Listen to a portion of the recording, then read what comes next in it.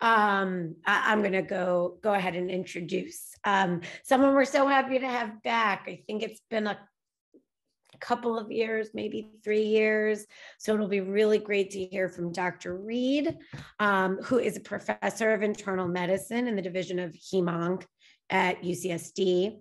Her broad career goals are to advance the science and treatment of hematologic and HIV-associated malignancies through efficiently designed clinical trials bolstered by translational investigation that further inform prognosis, pathophysiology, and therapeutic mechanisms, and advance the practice of hematology through mentoring and education the next generation of physicians and physician scientists. Dr. Reid graduated from Stanford with a BS in biology, and then she obtained her MD from the University of UCSF, then returned to Stanford for residency in internal medicine and fellowship in hematology. She also got a master's degree in epidemiology and clinical investigation at Stanford. Her thesis then focused on challenges and strategies in clinical research of rare malignancies. She has applied this training to developing and running early phase clinical trials in patients with hematologies and AIDS-related malignancies, is co-leader of UCSD's very active AIDS-related malignancies program and co-leader of the hematology disease team at UC San Diego Moores Cancer Center. She has a strong clinical research focus in lymphomas in general, as well as lymphomas occurring in the setting of HIV and Kaposi sarcoma. She has been our main clinical liaison between the Owen Clinic and the Cancer Center, and cares for the majority of our patients with HIV and hematologic complications. She has chaired or co-chaired several investigator-initiated lymphoma and Kaposi sarcoma protocols nationally through the AIDS Malignancy Consortium. She serves in national leadership roles in lymphoma and HIV-associated malignancies. If there's so much I could say here, she's the founding co-chair of the nascent National Comprehensive Center Cancer Network, panels of cancer in persons living with HIV and Kaposi sarcoma, which published their first ever guidelines for management of Kaposi sarcoma, Hodgkin's lymphoma, cervical, anal, and lung cancers occurring in this population. As a clinical educator, she directs the preclinical hematology clerkship for UCSD School of Medicine, School of Pharmacy, and she's a key teaching faculty in the Hem/Onc Fellowship Program and a mentor for a variety of trainees. So and there's more I could say, but I want to pass this on to Dr. Reid, and I know she's humble also. Just for everyone, obviously use the chat function, for comments or clarifications, which I'll try to save for the end. Erin, you don't have to look at it. I'll keep an eye on it, and I'll give you a heads up at like 10 till that's where we are. All right, on to you. Thank you, Jill. Well, it's really an honor. I'm so glad to be back with you guys, and I wish I could be there in person more. So maybe someday we'll see that again. So why are we going to focus on HIV and cancer? It remains a big issue. There are many different AIDS cancer match studies that have come out over the years. This one went up to 2012, and basically they're taking the registries of HIV and cancer and they're linking them together, and you can see on the right column that the standard incidence ratios for pretty much all cancers, like on average, it's about 1.7-fold. And then there are special ones that's a lot higher risk. Obviously, our AIDS-defining cancers are relatively higher risk than many of the non-AIDS defining, but I'll point out that anal carcinoma is very similar to AIDS-defining lymphomas in its standardized incidence ratio. Never made a cut as an AIDS-defining cancer. We can argue about that. But in any case, it's a bigger deal in studying HIV than outside. Definitely the incidence, especially of the viral-associated malignancies and many of the what we call AIDS-defining malignancies, has improved with the early heart era. And so you can see this across the board with the solid tumors as well as KS and lymphoma and anal and cervical cancers here, very dramatically for KS and primary CNS lymphoma, less dramatically for some of these others. If you look at, what we're looking at here, thousands for the SIR here versus, tens for the SIR here. So non-AIDS defining cancer has now become a leading cause of death in persons with HIV. And you can see that the proportion over time of the AIDS defining and the non-AIDS defining has been shifting. We think this is in part because we're doing such a good job with controlling HIV and improving immune function. And so we're reducing the incidence of non-AIDS defining cancers, relatively speaking. And then people are living longer, they're getting older. And a lot of the cancers that are non-AIDS defining are things that we get more commonly with age. Now, this is improving in the setting of lymphoma, and I'll show you a little bit of data about that later. But in general, we're still seeing a dichotomy between people who have cancer and HIV versus without HIV. And if you look here, each of these different types of cancers, they're showing a plus and a minus. A plus is with HIV, and the minus is without. And you can see that we have higher blue bars. The blue bars are the cancer-specific mortality, and even the blue bars themselves are higher in the HIV population. And then there's additional mortality related to HIV itself that's adding risk.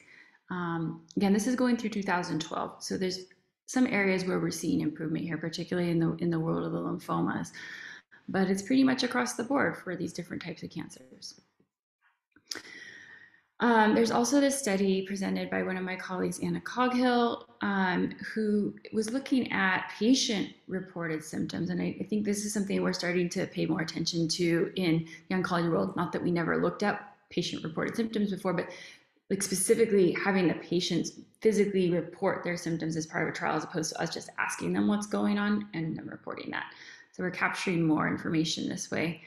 And we can see that in this situation, there was a higher frequency of higher grade symptoms in persons with HIV and standard cancer therapy than persons without.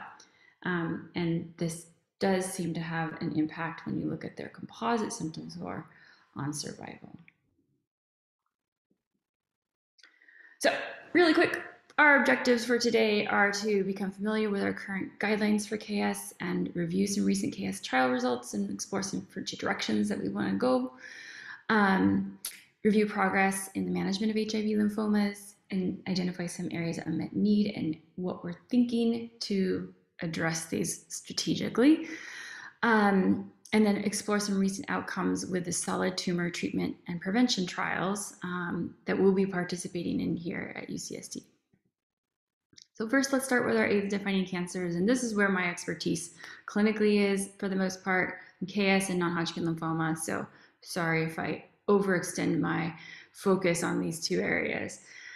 As you all know, factors associated with KS progression, immune function is so important, right? So the more advanced HIV infection and immunosuppression, as well as iatrogenic methods of immunosuppression, increase the risk of KS. You obviously have to have the KS herpes virus, human herpes virus 8, to ever get Kaposi sarcoma in the first place. In red, I just want to highlight, as much as we can, we need to avoid immunosuppression in people we know are KS-HB positive, because even glucocorticoids in topical forms or intra-articular injections, localized therapies with glucocorticoids can cause significant systemic KS, and it can be much harder to control. So immune function, if it's an issue, we do whatever we can to reverse that issue, and preventatively avoiding things are a good idea. We know that the level of KS-HB viremia for developing KS, but we don't really use it diagnostically or necessarily prognostically when somebody presents with KS, unless we're worried about one of these inflammatory KS-HB associated symptoms like KICS, the KS-HB associated inflammatory cytokine syndrome, or multicentric Castleman's disease. So what are some of the ways that the virus is causing cancer? So we know that we stain for the latent nuclear antigen of KSHB when we're doing diagnostics. Well, this guy's also important when it comes to pathogenesis of cancer.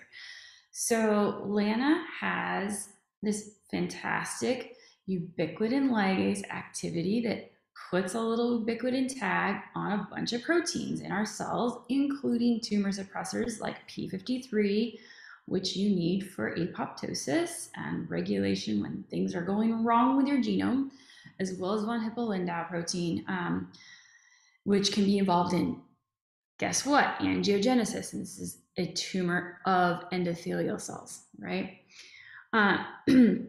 So we'll get to this in a little bit, but this gave me the idea that we could use proteasome inhibition in the setting of Kaposi sarcoma as a therapeutic strategy, since one of the mechanisms that KS uses that ends up causing cancer involves proteasomal degradation of these fantastic protective proteins. But real quick, let's just talk about our goals of therapy. So this is a disease caused by a virus. It's a gamma herpes virus. So once it's in your body, it's there to stay, unless we find something else. Then you guys are working on that. I'm anxious to hear about it.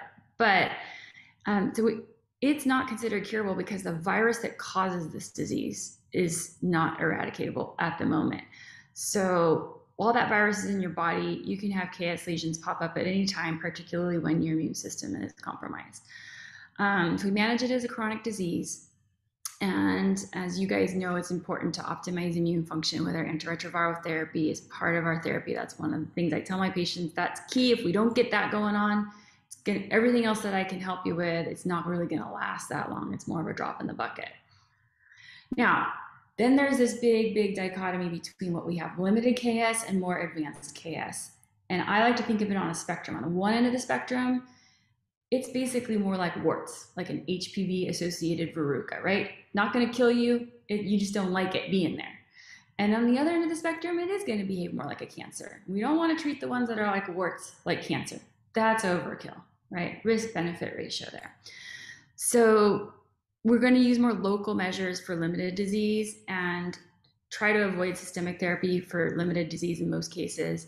And then systemic therapy is going to be more appropriate in advanced disease. And I just want to highlight that it's not curable. Our goal is to get as good a remission as possible with a minimum amount of therapy that we have, because we're probably going to need that therapy in the future as well. And this is a long-term condition.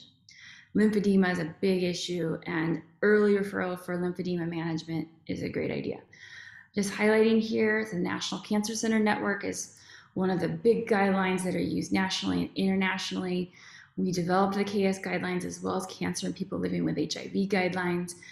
These have been adopted internationally. I have a call right after this to go over the guidelines and update them again. But this is something that can be referenced for updates in what's occurring. Okay, so I mentioned limited disease. We're going to do mostly local therapy. Topical Micomod has some activity, like literally just cutting it off, even radiating it. Those are all options, and living with it, like if you can, because sometimes they're going to go away on their own if whatever your immunosuppressive issue is reversible. If it's advanced, our standard upfront therapy is low doses relative to what we use for other cancers of liposomal anthracycline, in the US mostly doxorubicin, and paclitaxel. They're relatively low doses, so they're relatively well tolerated, but somebody who's more fragile, we can get into issues with neutropenia that can lead to infectious complications. We'll talk a little bit more about IMiDs and bortezomib in upcoming slides. We've had prior AMC trials that looked at some other therapies, and then there's other chemotherapies that have activity. Goal is you're going to keep going with the treatment until you have a plateau in response. If the response is acceptable, you stop and monitor. Otherwise, switch to other therapies. You can go back to a therapy you've had in the past if it was tolerated and you had a decent remission with it.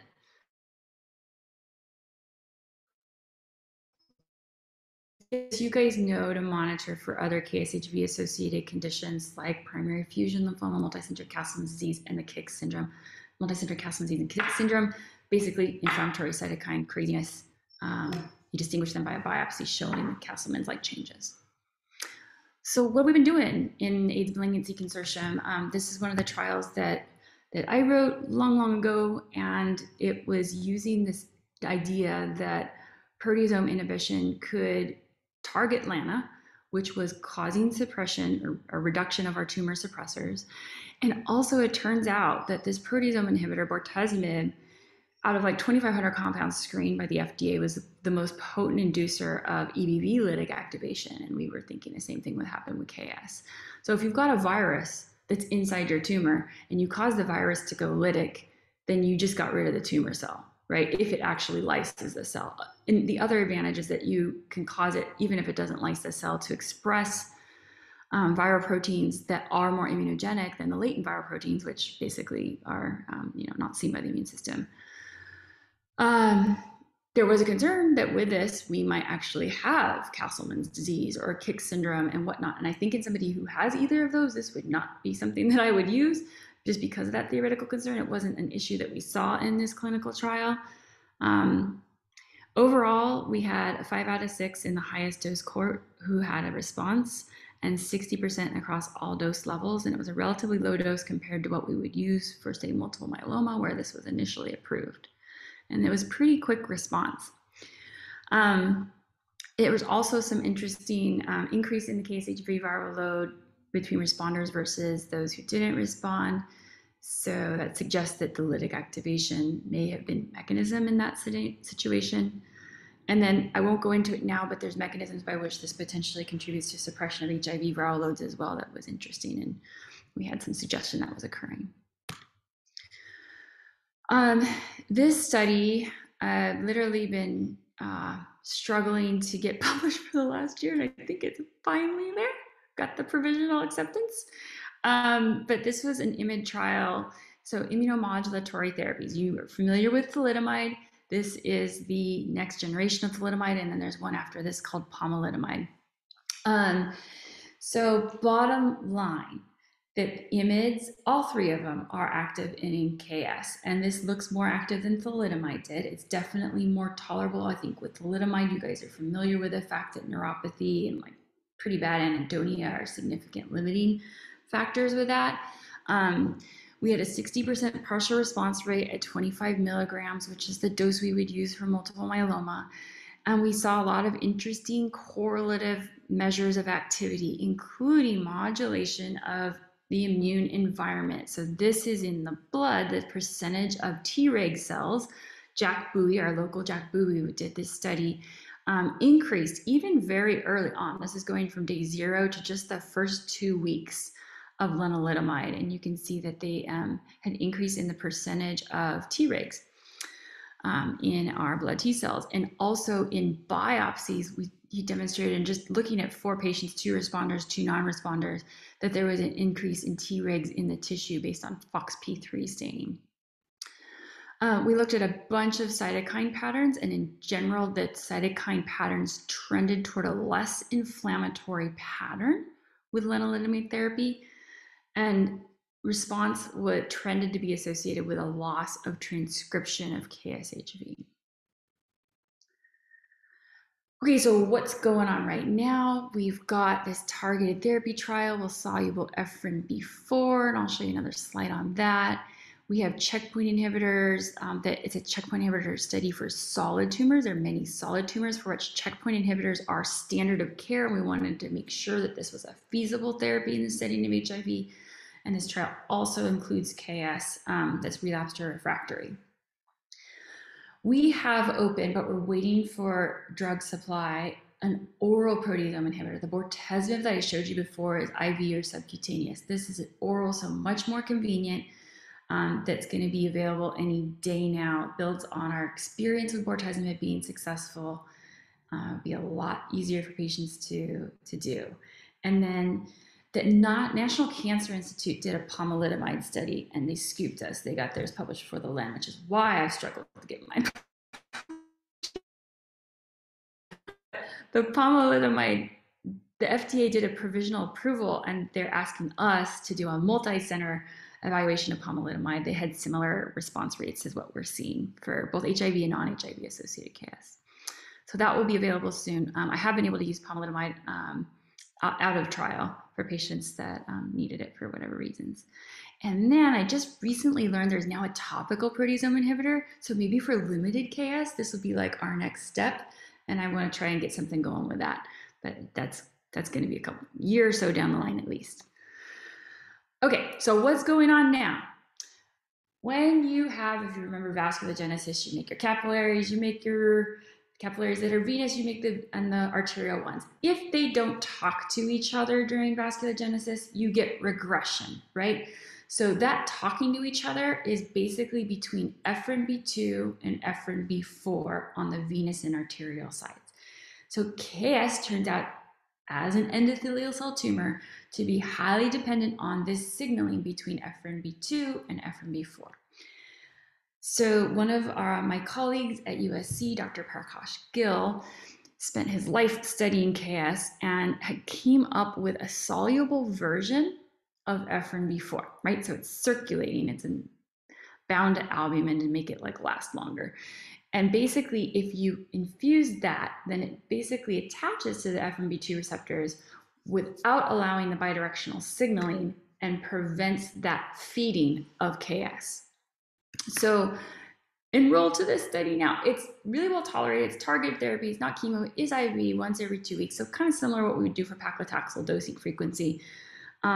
Main side effect, as with other things that mess with angiogenesis, is hypertension. So you just got to get blood pressure well controlled and stay on top of that as part of the therapy.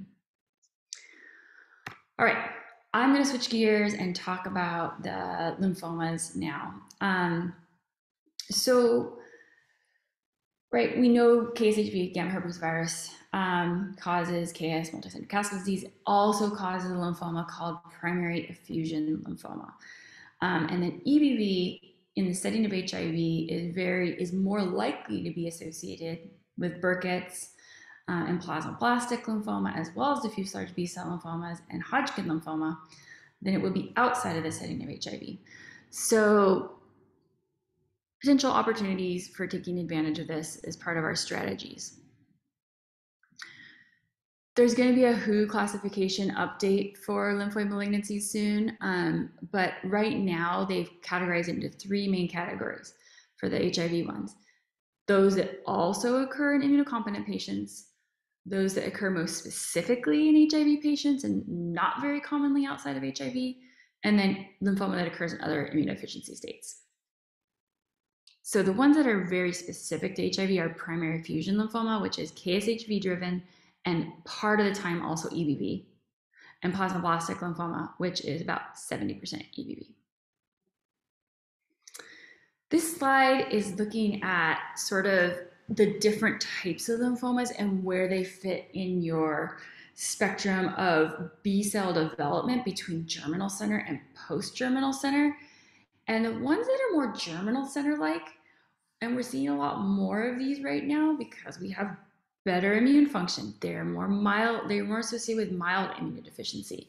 So what we call germinal center diffuse large B cells are one of the more common lymphomas that we're seeing right now. And then Burkitt lymphoma would also be in this category. Post-germinal center, that's your immunoblastic or activated B cell diffuse large B cells, your primary effusion lymphoma, plasmablastic, and primary CNS lymphoma. More advanced immunosuppression associated. All right, so thinking of one of the lymphomas that's the most severely associated with advanced immunosuppression is primary CNS lymphoma. Antiretroviral therapy has like changed the game for this, right? So back in time, before we had great antiretroviral therapy, these were the survival curves, whether you got no treatment for your primary CNS lymphoma or whole brain radiation. Like that was as good as it gets. Horrible, right? And now we're looking over here on the right. If you're using antiretroviral therapy and high-dose methotrexate, which is even a lower dose than what we use from other cancers, look at those and look at the plateau. We're curing primary CNS lymphomas in HIV. And it's hard to say that we're doing that very often outside of HIV. So this is actually one cancer where we're flipping the potential prognosis. It's actually better to have HIV in primary CNS lymphoma because you have the potential to reverse the immunosuppression that is a major factor in the biology of that disease. If you look at people who get high-dose methotrexate without antiretroviral therapy, they look more like this graph over here, okay? If you can't get the CD4 count up, we have a harder time with the response rates. So that's our goal, like with any of the HIV-associated AIDS, lymphoma, and KS, is get immunosuppression, immune reconstitution going as soon as possible. And we are really not doing radiation as standard therapy unless they're not responding to that. They have an acute issue or they're not responding to the methotrexate and antiretroviral therapy. All right. In the lymphoma world, we have been trying to beat CHOP for like ever, and it's been hard to do. And there's been all these other trials that were used in the setting of HIV, partly because at first CHOP was not tolerable in people who had advanced HIV. As we've had improvements in antiretroviral therapy, improvements in performance status, that has become less of an issue, and we can use normal doses or standard doses of chemo. And then dose-adjusted EPOCH is an infusional regimen that adds one drug, it adds a topicide to the CHOP drugs, and is given over basically a 4-day, 24-hour continuous infusion, and then the 5th day you get cyclophosphamide and prednisone thrown in there every day.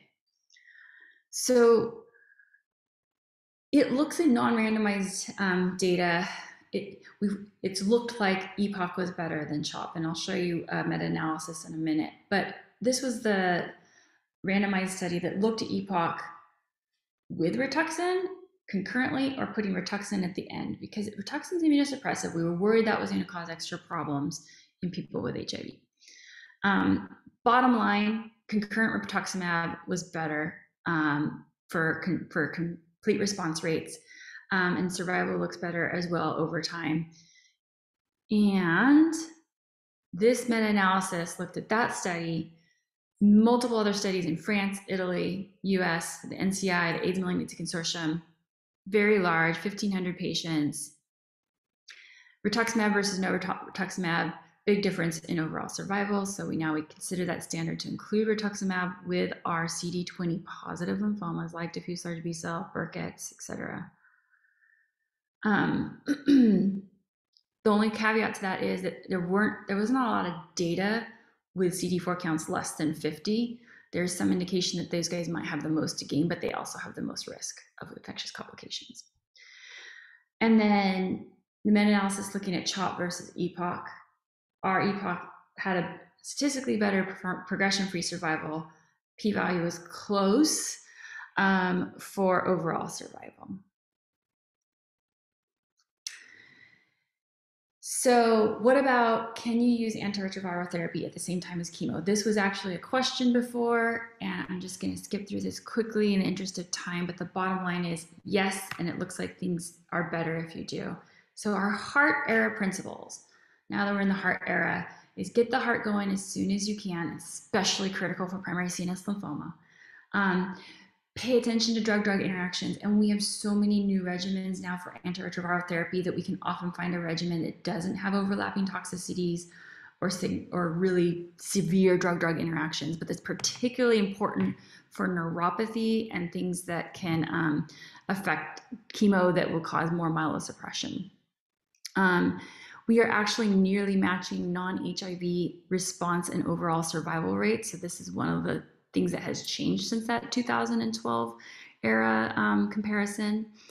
And part of it is probably not just the antiretroviral therapy, but infectious prophylaxis that we're using. So those are the things that we're doing now in the current era. Our most recent AIDS Malignancy Consortium trial was trying to build on EPOCH and rituximab by adding vorinostat, which is a histone deacetylase inhibitor. And part of the thought was that it was going to be similar to bortezomib in capitalizing on the viral associations, and as well as potentially helping with HIV control. Adding vorinostat didn't help the response rates, but we were able to define that MYC was really, really important as a driver of poor outcome. So this is one thing that we're trying to work on going forward, is how to improve those who have MYC expression in the setting of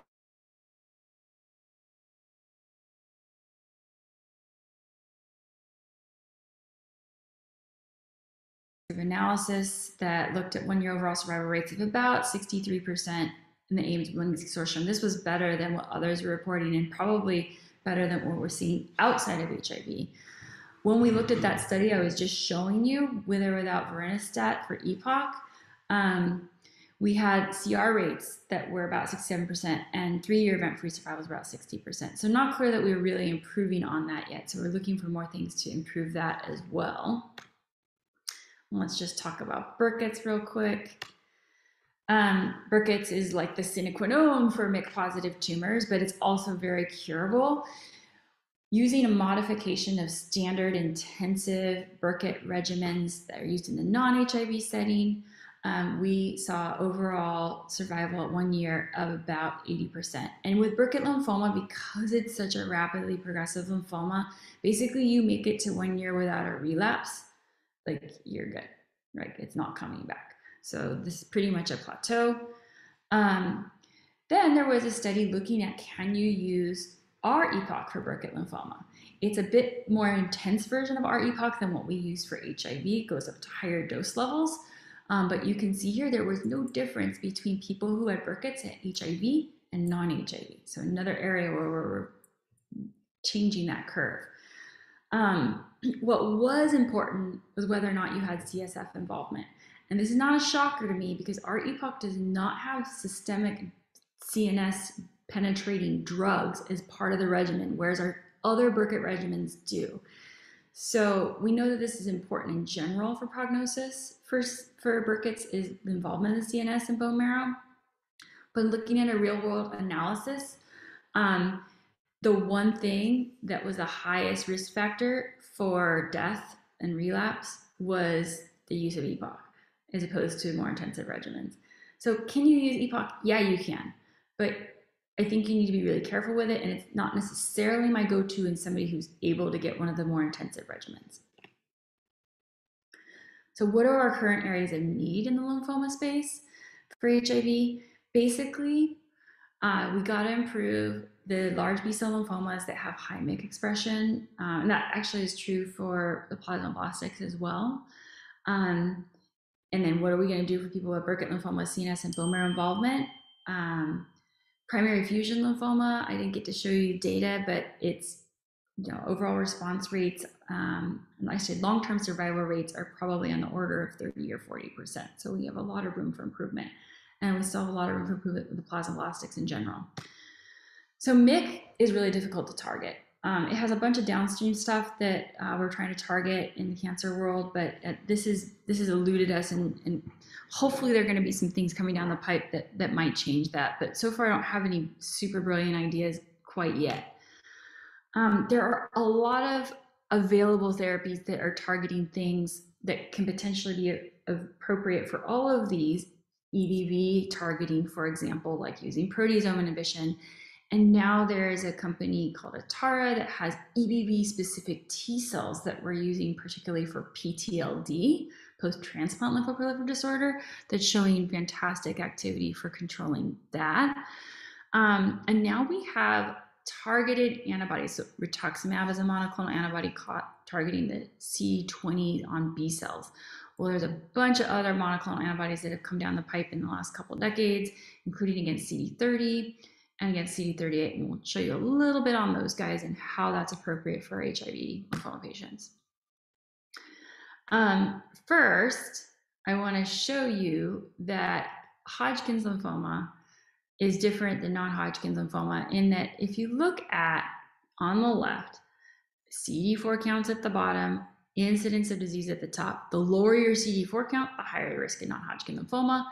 And pretty much the opposite is true for Hodgkin lymphoma. There seems to be a peak around 200 and then it starts to go back down again. But this has helped us to understand the biology of the cell, which is basically kind of a crappy tumor cell. It really needs its microenvironment. And guess what's in that microenvironment? A lot of CD4 cells. So if your CD4 count is too low and you get a Reed-Sternberg cell in your body, it's not going to go anywhere because it's not going to have the support. But then when you actually diagnose HIV and start treating it, that's when you're probably going to diagnose the Hodgkin's. I'm not saying you shouldn't treat your HIV, but it's just be aware that Hodgkin's is one of the things that can pop up soon after treatment of HIV for that reason, is that the Reed-Sternberg cell needed those CD4 cells and they weren't there. And then you started to improve that situation and now they show up and now the Reed-Sternberg cell can have its party. So this is interesting because Hodgkin lymphoma has CD30 on its surface, and there's an antibody that's an antibody drug conjugate against CD30 called brentuximab vedotin. And there's a big trial called the Echelon-1 trial for non-HIV Hodgkin's that randomized between our standard ABVD chemotherapy and then substituting this monoclonal antibody, brentuximab vedotin, or BV, for bleo, which is our least favorite drug because it causes pulmonary toxicity. And it turns out you couldn't give those two together because it increased the pulmonary toxicity.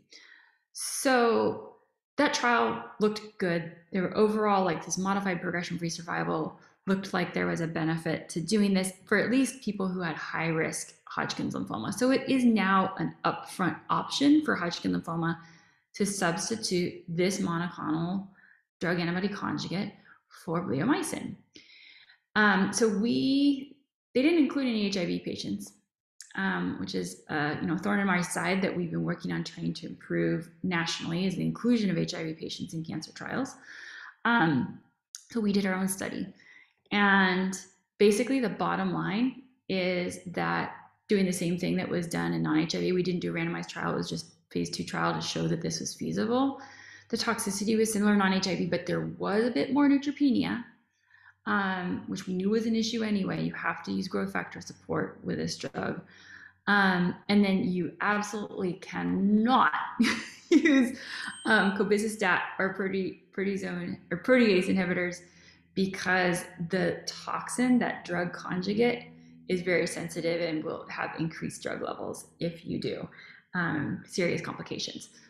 So again, overall survival and progression-free survival, similar to what we see outside of the setting of HIV. And then super cool, did not know this was going to happen. Normally you give chemo, CD4 count goes down, right? Doesn't necessarily affect your viral load, but you guys are used to that. You give me your patient, I screw up their CD4 count, and then I give them back to you and you gotta wait, and over time it gets better.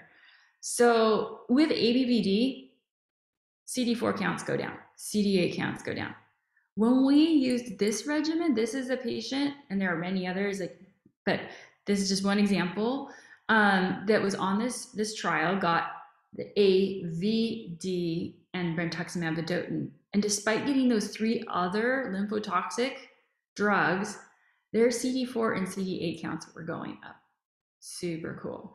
And it looks like it has to do with regulation of T suppressor cells, and we're looking into some of those mechanisms. But we were gonna try to open it here, but it looks like they're just gonna start with a single center. Looking at people who are long-term non-responders, they're suppressing their HIV, but not recovering their immune function, is doing potentially low doses of this therapy outside of cancer in that setting.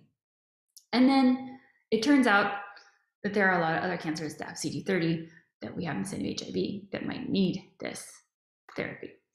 So capitalizing on the findings of it being feasible in the setting of HIV and improving CD4 and CD8 counts, what about using that drug for our patients that have the more advanced immunosuppression-related cancers like primary fusion lymphoma, plasmablastic lymphoma, that also have CD30 expression? So that's our PEACH trial. I'm not going to go through how we come up with PEACH, but it works. And the schema is basically we're going to take primary fusion lymphoma as its own cohort because they're very rare. We're going to do a lead-in where they get a dose of the brentuximab vedotin by itself, and then try to reassess a week later, see if there's any signal of response, and then come in and add the EPOCH regimen, again, minus, this time we're going to take out the vincristine for overlapping neurotoxicity risks. randomized on the other CD30 positive, like plasmablastic and diffuse large B cells that are CD30 positive. So coming to your cancer center soon. And it's going to be an international study. We're going to be doing this with our Latin American colleagues as well. Currently open, difficult to enroll, is a trial that I wrote with idolongcefidine using ibrutinib with EPOC for diffuse large B-cell lymphoma. Ibrutinib is a tyrosine kinase inhibitor, specifically targeting Bruton's tyrosine kinase, which is important in many B-cell lymphomas, particularly poor risk diffuse large B-cell known as activated B-cell subtypes. Those were the kind that were more associated with advanced immunosuppression. We were allowing both non-germinal center and germinal center onto this study initially, but we're trying to enrich for this high-risk group right now. So currently we can only enroll the high-risk group, and thankfully we're seeing fewer of them because we're doing such a good job with HIV control. Interestingly, this tyrosine kinase also has some impact on inducible T cell kinase, which modulates T cell subsets in ways that theoretically might also be helpful in the setting of HIV. Also open right now for any plasmablastic, it could be HIV, non-HIV, is a targeted antibody against CD38. So plasmablastic sometimes has CD30, but almost always has CD38. And this is just a regular monoclonal antibody, kind of like rituximab, doesn't have a toxin on it. And so adding that to the EPOC regimen for plasmablastic lymphoma, that is open right now. And then we've got a bunch of cool cellular therapies going on. So this trial is pretty close to accruing. We have had 2 patients here that have been on this trial, and basically using people who needed a stem cell transplant for relapsed refractory Hodgkin or non-Hodgkin lymphoma in setting of HIV. And what we do is we collect their stem cells, and then we use a lentiviral vector that's targeting 3 HIV genes for viral entry, encoding, and transcription. And we are putting that into their collected stem cells so that when we give them their stem cells back, that hopefully their HIV won't be able to continue to replicate in their blood population. So that is ongoing, and we'll let you know how that goes when we have that accrued in the next probably year. We'll probably be done with that in a year and then have data after that. And then on the right-hand side, you probably have heard of CAR T-cell therapies, basically where you are taking the patient's T-cells and you're engineering them to be able to recognize the CD19 antigen in the case of the diffuse large B-cell lymphoma or acute lymphoblastic leukemia. And then you give them back to the patient, and then this is basically an autologous immunotherapy. So we have a retrospective trial going on for our HIV patients who got this kind of off-label because it wasn't technically approved for HIV, but approved for diffuse large B-cell and acute lymphoblastic leukemia. So that study is opening, and then we have a prospective trial specifically for our HIV lymphoma patients who need a transplant or CAR T, then they can get this therapy. Just some interesting stuff from prognostics is that we can now look at EBV and KSHV in the same way, DNA circulating as a potential prognosis of how effective our therapy is in the setting of the EBV and potentially KSHV associated lymphoma. So this is something we're incorporating into our upcoming trials. So cell-free EBV DNA in a non-HIV population correlated with the presence of virus in tumor, not surprised. If this persisted just 1 week after initiation of therapy, then that was predictive of an inferior survival as seen over here. So it turns out that you can distinguish gamma herpes virus DNA from tumor-derived gamma herpes virus DNA. So like the one that's in the tumors versus the one that's not in the tumors, because in the tumor cells, they're often CpG and methylated, whereas the virion DNA is not. So we're using that what's coming from our tumor cells, and we're going to be looking at that prognostically to see if that helps us to figure out if our treatments are working earlier on than other like imaging and whatnot. So that's lymphoma and KS. And now I'm just going to switch gears in the last few minutes, just really quickly talk about some non-AIDS defining cancer trials. So we know that we're seeing this projected shift, like we talked about, related to improved control of HIV and lowering our risk of the AIDS-defining malignancies, and then aging of the population, increasing the risk of things that happen with age, like prostate cancer. So this trial has been ongoing. It's going to be done soon. It's using checkpoint inhibitor therapy. And this little cartoon is demonstrating a cancer cell on the left expressing PD-L1, and then your activated T cell on the right expressing PD-1. Now, this is how cancer cells get around our immune system, knocking them out, right? Is if they're expressing this PD-L1, then that tells the T cell, don't kill this guy. Otherwise, the T cell would have been totally ready to do it when it found that antigen presentation showing this nasty little tumor antigen. So we're like, in the cancer world, okay, block that signaling and let the T cell do its job. So this has been really, really effective for a lot of solid tumors. And then in Hodgkin lymphoma in particular is one of the lymphomas where this mechanism, blocking this mechanism of immune evasion has been helpful. Not necessarily so for like most of the non-Hodgkin's lymphomas. So basically, this is a study looking at 2 checkpoint inhibitors, either Nivo alone or Nivo plus this other one called ipilimumab, in the setting of solid tumors in HIV. And like I said, this is now standard therapy for many of these HIV or non-HIV solid tumors, and we just want to show you can do this in the setting of HIV. It also has a cohort for Hodgkin lymphoma that's relapsed refractory, and it also included Kaposi sarcoma that was relapsed or refractory. So we are not quite done. It's going to be probably closed in the next year, and we're seeing that there are decent response rates.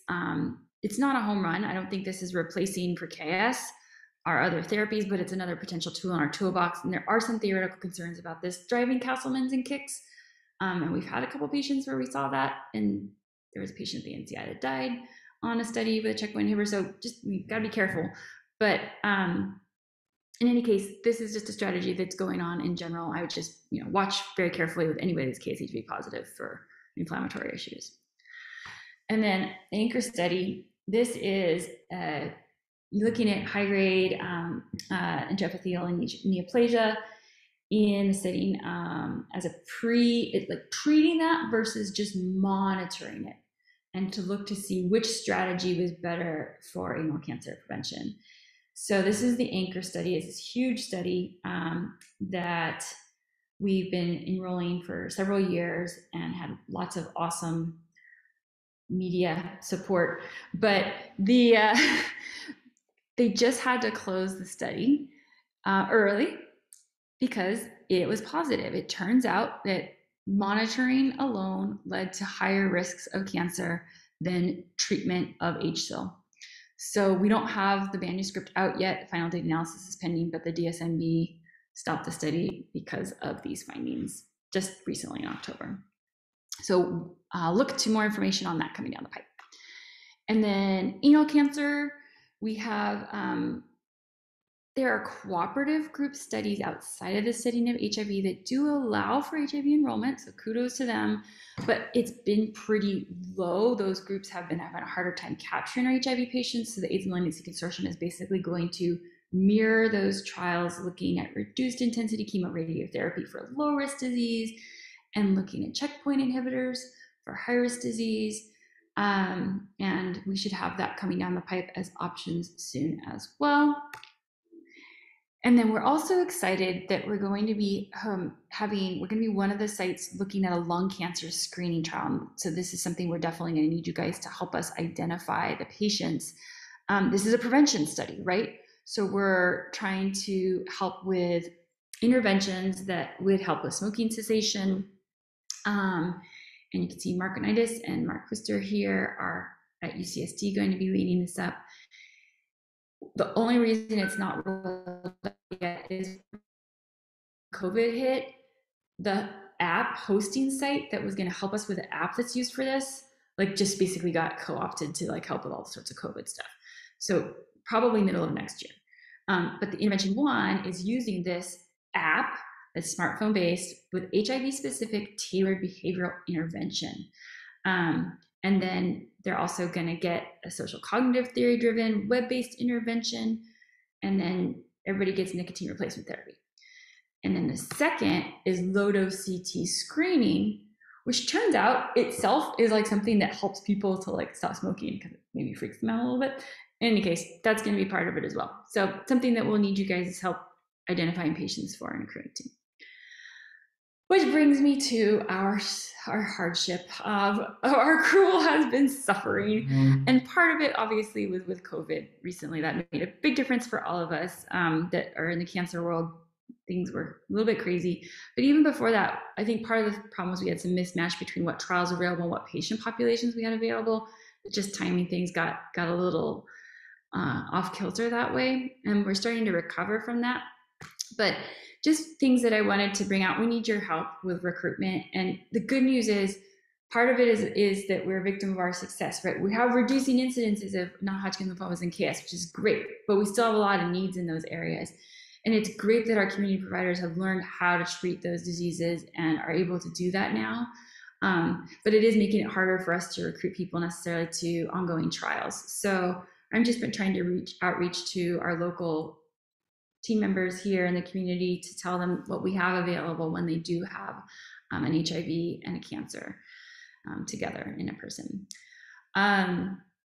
So in any case, there's a bunch of stuff that's coming down the pipe. I previewed a lot of it here for you, but just reach out if you've got a patient. I'm always happy to help connect your patient, even if it's not a lymphoma or KS, with the right person at the cancer center. You guys always can reach out to me anytime. We have a nascent Twitter handle for the AIDS Malignancy Consortium and a nascent Facebook page, and hopefully they will be more active recently or in the near future. But this is our website, aidscancer.org, so that's easy to remember and you can refer patients to. And then we're also going to potentially collaborate with this Count Me In initiative, which I'll just show really quickly, is basically patients can sign up for this. Anybody with cancer can sign up for this, and you can put your registry in and they can like potentially collect leftover tumor and all sorts of stuff, and then we can get involved with cooler therapies. So that's all I wanted to show, and I'm happy to take questions and chat and anything else. Thanks so much, Erin. This was a nice, I don't want to say whirlwind tour. I'll just say a tour of cancers and what you're doing. And it's really some incredible work. I will open it up to the group. The chat was quiet, other than people saying, thank you. I don't know if anyone would like to unmute or say something. Bring it. Sure, I will. Great. Hi, Erin. It's Gigi. Thank you so much. That was awesome. My quick question for you is how much I'm afraid I'm having a run of squamous cell carcinomas. Mm-hmm. And they get divvied up depending on what the primary site is thought to be, if they go to gyn-onc or GI-onc. Do you coordinate with them as well? Yeah, I'm happy to help you. Like if you don't know like who the best person is to send it to, just like ping on me and I could look at the situation and help you figure out who makes sense. Yeah. But I'm just wondering if they would be eligible for some of your trials too. Potentially the nivolumab trial is for there's a lot of the solid tumors that are checkpoint inhibitor sensitive. And so that one would be a good fit for them. And they might be getting it just as sort of standard. This is what we would do for non-HIV, and it'd be nice to include them in that. So there are some more solid tumor trials coming down the pipe that probably in the next year or two that we'll have open. So it's always worth considering. So should we just send you a message when we get these patients? I would love that. Yeah. Awesome. We're going to have a registry trial too. That's just trying to capture everybody with cancer that's coming to our AIDS malignancy, a better idea of what we're seeing and where we don't have clinical trial opportunities, where we have unmet needs and stuff like that. So we'll probably come up with a more formal way to like try to capture that. That's not happened just yet. We'll need IRB approval and everything, but I'll let you guys know when that's the case. But until then, just send you an epic message. I'm happy to help. Or you can always text me if there's some emergency or whatever. You're the best. Thanks. Hey, Erin, it's Edie Seville. Hey. So I think I'm understanding what you just told Gigi, but I want to make sure. So if I have a patient that I've referred for their anal cancer or their whatever, I should just send you a message too. If you don't mind, I would be happy to help. And then, at least make sure that they're going in the right direction.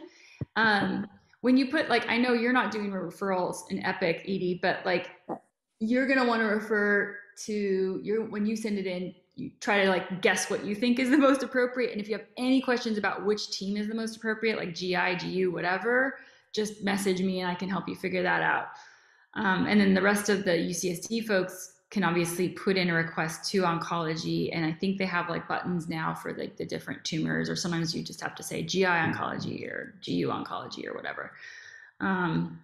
And then there's now this heme malignancy referral that's for heme malignancies in general, just so you know. It's this new referral, and it will go to BMT or to heme. I would like, and it's supposed to work out that they're going to make sure I get the HIV-associated lymphomas and KS and stuff like that. But if you just put my name down, that will help get it directed toward me too. Perfect. Thank you. Go ahead, Alan. Erin, with regard to the predisposition to KS after exposure to corticosteroids, has that been quantified in IRIS treatment, and should it give us pause in any way, or is there any way to identify people at pretty high risk? I hid it in one of my slides, but the IMiDs, as you know, thalidomide can be helpful in the setting of IRIS, right? And so if you've got a patient that already has like KS, and you are managing their IRIS, like we might want to think about an IMiD for that person. Thank you. Mm-hmm. Yeah. And I can piggyback off of that because I know I just had a patient where, I mean, the problem is when we really feel like we need to use steroids for something. Yeah. And do you have any thoughts about what we can do in those settings if we really need to use them to protect patients? But yeah. I mean, so maybe just if they already have KS, you know about that, or they've had it in the past and you have to use steroids, it's probably a good time to just say, hey, this patient has to have steroids, or I just started them for whatever reason. Can you see them soon and like make sure we don't need to like do something? Because there's not really, we don't know of anything to do kind of prophylactically, but I might have a low threshold to start them on something like lenalidomide or pomalidomide. Even if they have disease that maybe I would not be as excited about starting that just yet, it wasn't normally meeting my criteria, I might be like, but this is theoretical. Like, we don't know what's the best thing to do. It's a great study question.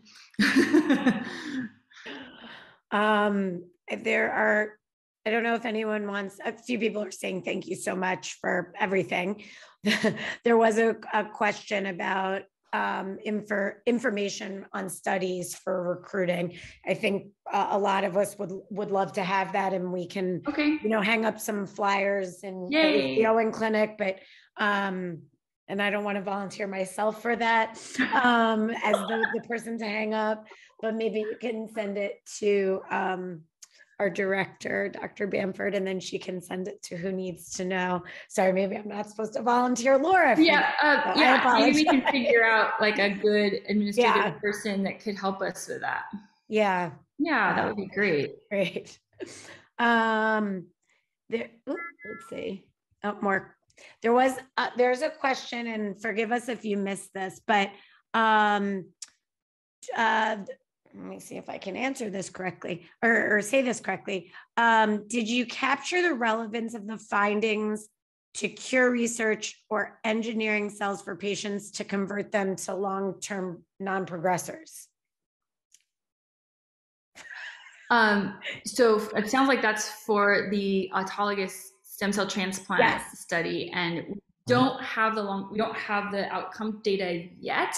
I've seen hints here and there, but yeah, basically we keep people on antiretroviral, take them off for a little bit, and then for their transplant, and then they go back on. It's standard to do.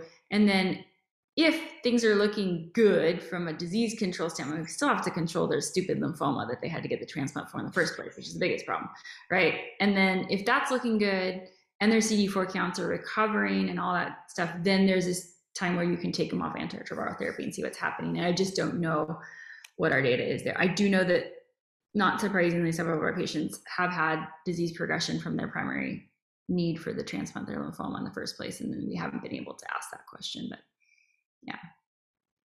All right, thank you. Well, it's 9:01, and I think people are starting to head to clinic. Erin, this was incredible. Thank you so much for this really great overview of what's going on, and hopefully we can get some patients to you.